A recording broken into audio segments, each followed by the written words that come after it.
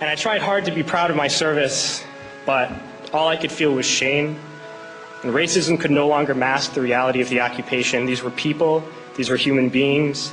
I've since been plagued by guilt anytime I see an elderly man, like the one who couldn't walk, who we rolled onto a stretcher and told the Iraqi police to take him away. I feel guilt anytime I see a mother with her children, like the one who cried hysterically and screamed that we are worse than Saddam as we forced her from her home.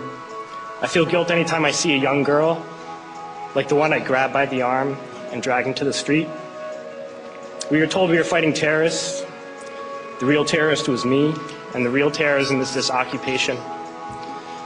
Racism within the military has long been an important tool to justify the destruction and occupation of another country. It has long been used to justify the killing, subjugation, and torture of another people.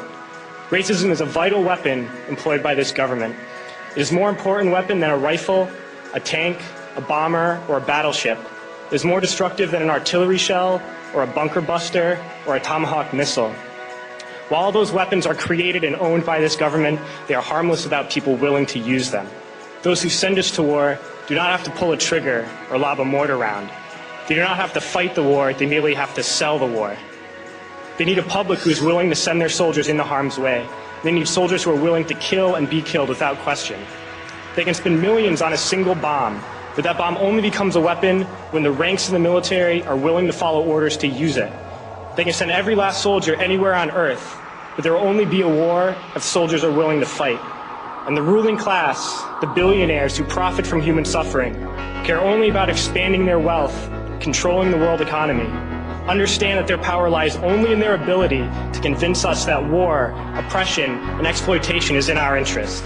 They understand that their wealth is dependent on their ability to convince the working class to die to control the market of another country.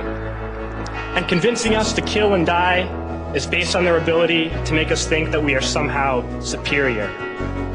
Soldiers, sailors, Marines, airmen have nothing to gain from this occupation.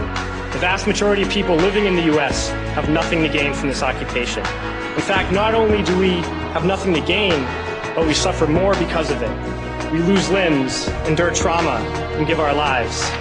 Our families have to watch flag-draped coffins lowered into the earth. Millions in this country without health care, jobs, or access to education must watch this government squander over $450 million a day on this occupation.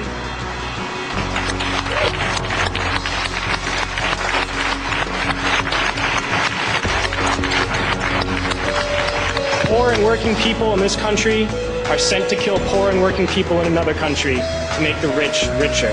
And without racism, soldiers would realize that they have more in common with the Iraqi people than they do with the billionaires who send us to war.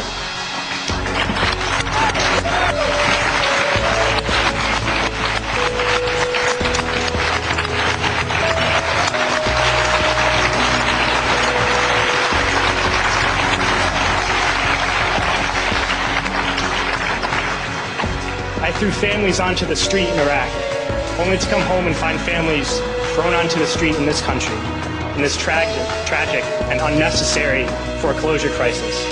We need to wake up and realize that our real enemies are not in some distant land. They're not people whose names we don't know and cultures we don't understand.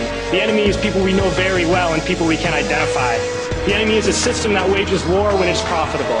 The enemy is the CEOs who lay us off from our jobs when it's profitable. It's the insurance companies who deny us health care when it's profitable. It's the banks who take away our homes when it's profitable.